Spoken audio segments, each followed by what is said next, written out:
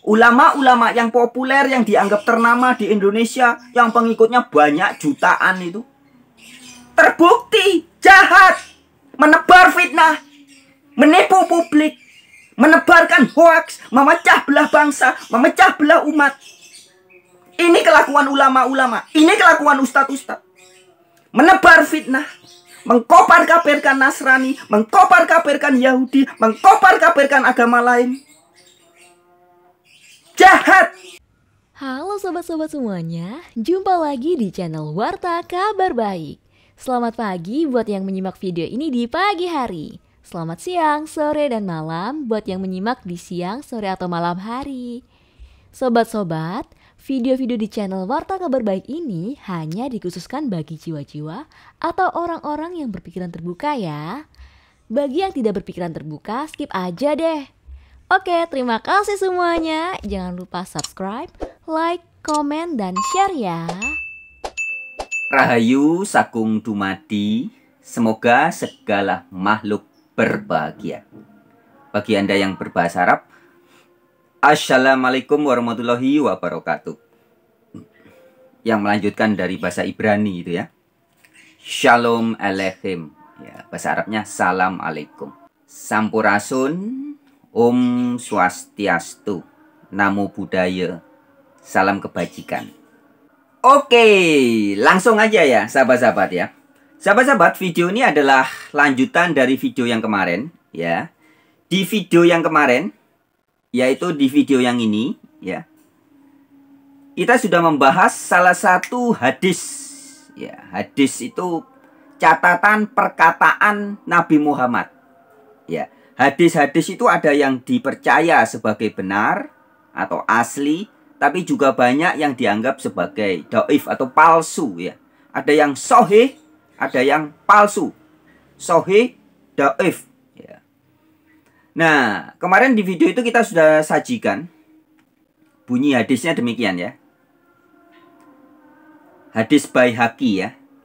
Nanti dalam waktu yang tidak lama akan datang di mana agama Islam tidak tinggal kecuali hanya namanya saja ya. Jadi nama Islam itu masih ada, tetapi cuman tinggal nama. Selanjutnya dikatakan, dan tidak ada yang tinggal daripada Al-Quran kecuali hanya huruf dan tulisannya saja ya. Jadi Al-Quran masih ada, tapi ya cuman huruf dan tulisan. Tidak ada lagi orang yang mempraktekkan atau menghidupkan ajaran Al-Quran. Sudah tidak ada lagi. Begitu maksudnya ya. Kemudian dikatakan juga, masjid-masjid mentereng dan megah, tapi sunyi daripada petunjuk. Ya, di masjid-masjid lebih banyak berisi asumsi-asumsi, cerita-cerita, katanya-katanya ya. Kemudian ngomongin keburukan agama lain, menjelek-jelekan agama lain ya. Itu yang kebanyakan terjadi. Kemudian di hadis itu dikatakan tegas begini. Ulama mereka adalah yang paling jahat di antara yang ada di bawah langit. Dan mereka itu, ya maksudnya ulama-ulama itu, akan muncul bermacam-macam fitnah. Ya. Jadi dari mereka, dari ulama-ulama yang jahat itu, akan muncul bermacam-macam fitnah. Dan fitnah itu akan kembali pada lingkungan mereka sendiri. Hadis riwayat Baihaqi. Nah, begitu bunyi hadisnya. Jadi hadis tersebut mensinyalir akan datangnya suatu masa, suatu zaman, suatu keadaan di mana Islam tetap ada tapi cuma tinggal namanya saja. Ya, namanya aja Islam. Apa artinya Islam? Surrender, bahasa Inggrisnya ya, berserah diri. Wah, agama apa ini? Agama berserah diri. Masih ada, tapi tinggal namanya saja. Nah, dan sebenarnya teman-teman, hadis itu sesuai juga dengan surat Al-Furqan ya, surat ke-25 Al-Quran ayat 30. Yang bunyinya, dan Rasul berkata, ya Tuanku, sesungguhnya kaumku telah meninggalkan Al-Quran. Jadi Al-Quran masih ada, tapi inti pesan-pesannya sudah ditinggalkan. Ya, maka di hadis Baihaqi dikatakan Islam tinggal namanya saja. Tidak ada yang tinggal daripada Al-Quran kecuali hanya huruf dan tulisannya saja. Masjid-masjid mentereng dan megah, tapi sunyi daripada petunjuk. Dan ulama mereka adalah yang paling jahat di antara umat yang ada di bawah kolong langit. Dan dari mereka, ulama-ulama yang jahat itu akan muncul bermacam-macam fitnah. Tetapi fitnah itu akan kembali pada lingkungan mereka sendiri. Nah, kemudian teman-teman, menyikapi video itu, terima kasih ya buat teman-teman yang sudah menyimak video itu dan juga sudah memberikan komentar-komentar. Nah, ada orang yang menghubungi saya melalui salah satu sosial media atau mungkin di komentar di YouTube itu juga ada ya. Intinya orang ini mengatakan bahwa hadis Baihaqi yang itu tidak bisa dipercaya. Itu hadis tidak sahih, hadis palsu. Jadi itu perkataan Nabi Muhammad yang ada di hadis Baihaqi itu tidak bisa dipercaya. Itu bukan betul-betul perkataan Muhammad. Ya, hadis yang mengatakan bahwa akan tiba masanya Islam hanya tinggal namanya saja. Tidak ada yang tinggal dari Al-Quran kecuali hanya huruf dan tulisannya saja. Masjid-masjid mentereng dan megah tapi jauh dari petunjuk. Ya. Ulama ada yang paling jahat di bawah kolong langit. Ya. Itu tidak bisa dipercaya. Karena hadis itu do'if, palsu. Begitu kira-kira komentarnya. Nah, pada video kali ini, izinkan dengan segala hormat saya memberikan hak jawab saya ya. Jadi begini teman-teman. Di dalam kitab Taurat atau kitab orang-orang Yahudi, di mana kalau Anda baca Al-Quran, Al-Quran banyak sekali merujuk kebenaran-kebenaran Taurat dan Injil. Bahkan dalam Al-Maidah 46, Al-Quran mengatakan bahwa di dalam Taurat dan juga dalam Injil ada cahaya dan petunjuk bagi orang-orang yang bertakwa. Ya, Al-Maidah 46. Dan banyak ayat-ayat yang lain menganjurkan atau mereferensikan pembaca Al-Quran harus membaca Taurat dan Injil. Nah, di Taurat, dalam kitab Taurat, kitabnya orang-orang Yahudi itu diberitahu salah satu tanda ciri Nabi itu benar atau tidak. Ya, atau Nabi itu Nabi asli atau Nabi palsu. Ya. Salah satu tandanya adalah jika apa yang dikatakan terjadi, maka itu Nabi benar. Atau Nabi sungguhan, betul-betul dari Allah, utusan Allah. Tapi jika ada orang mengaku Nabi, tapi perkataan-perkataannya tidak terjadi, maka itu adalah nabi-nabi palsu. Begitu tertulis dalam kitab Taurat.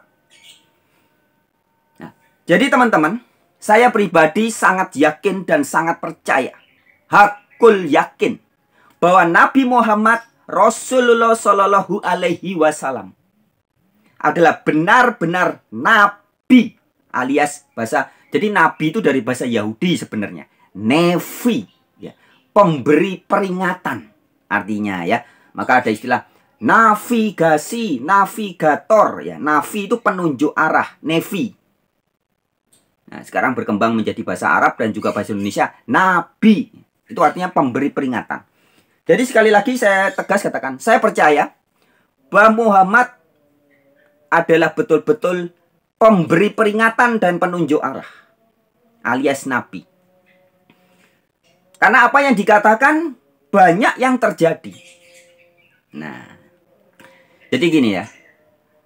Di Taurat dikatakan, jika ada seorang ngaku nabi tapi apa yang dikatakan tidak terjadi, maka itu nabi palsu. Tapi jika apa yang dikatakan kemudian hari terjadi, maka dia betul-betul nabi dari Allah. Saya kasih contoh. Di Jawa ada nabi enggak? Di Nusantara ada nabi enggak? Banyak.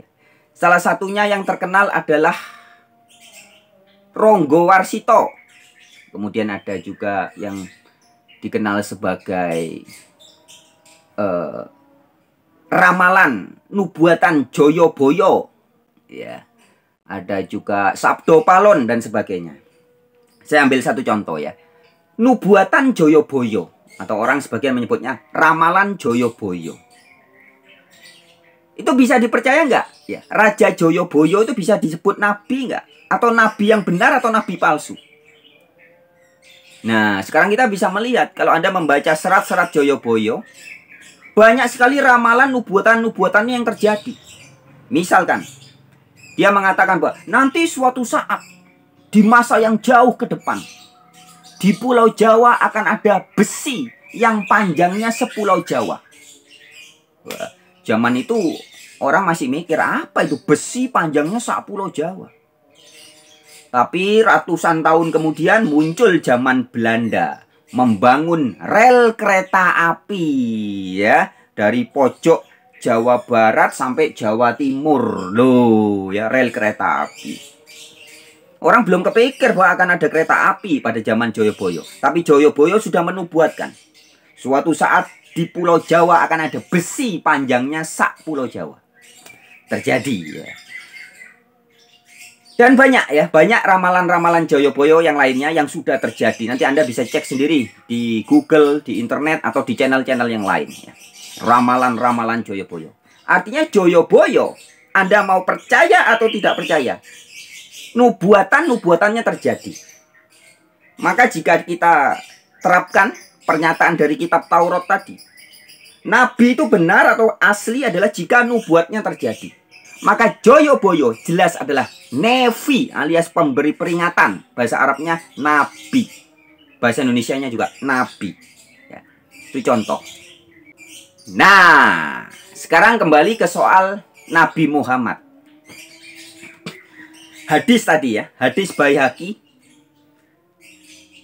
Saya pribadi percaya Muhammad adalah Nabi. Tetapi apakah yang tertulis di hadis Baihaqi itu adalah hadis yang sahih atau hadis yang doif? Hadis yang benar atau hadis palsu? Gampang teman-teman mengujinya ya. Anda nggak perlu uji lab ya, uji berapa lama ini umur kertasnya, bagaimana, nggak perlu. Sebagaimana dikatakan dalam kitab Taurat, jika perkataannya itu terjadi maka benar. Ya. Nah, apa yang disampaikan di hadis Baihaqi itu terjadi, teman-teman. Jadi, Anda mau percaya atau tidak percaya, Anda mau menganggap hadis Baihaqi itu doif, hadis palsu dan sebagainya. Faktanya apa yang disampaikan oleh hadis itu terjadi. Fakta, nyata, kenyataan, kasunyatan, realitas. Ya, saya sering sampaikan teman-teman. Dogma atau doktrin atau kepercayaan itu akan terbukti benar atau salah jika diuji atau dihadapkan dengan realitas, dengan kenyataan. Jadi Anda mau bilang itu nggak benar, tapi kenyataannya begitu, terjadi.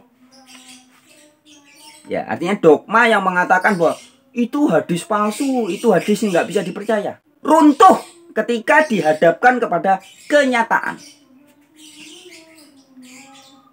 Hari ini, tadi di hadis dikatakan, Islam tidak tinggal kecuali hanya namanya saja. Betul nggak? Betul. Islam itu artinya berserah diri. Berapa banyak hari ini orang yang hidupnya betul-betul berserah diri. Bahkan Islam sudah jadi organisasi merek agama. Sudah kacau balau ya. Kemudian masjid-masjid mentereng dan megah tapi sunyi daripada petunjuk. Betul nggak? Betul.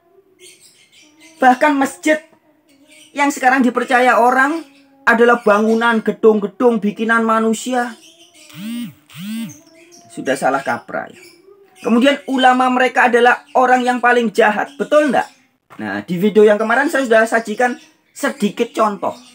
Ulama-ulama yang populer, yang dianggap ternama di Indonesia, yang pengikutnya banyak jutaan itu, terbukti jahat, menebar fitnah, menipu publik, menebarkan hoaks, memecah belah bangsa, memecah belah umat.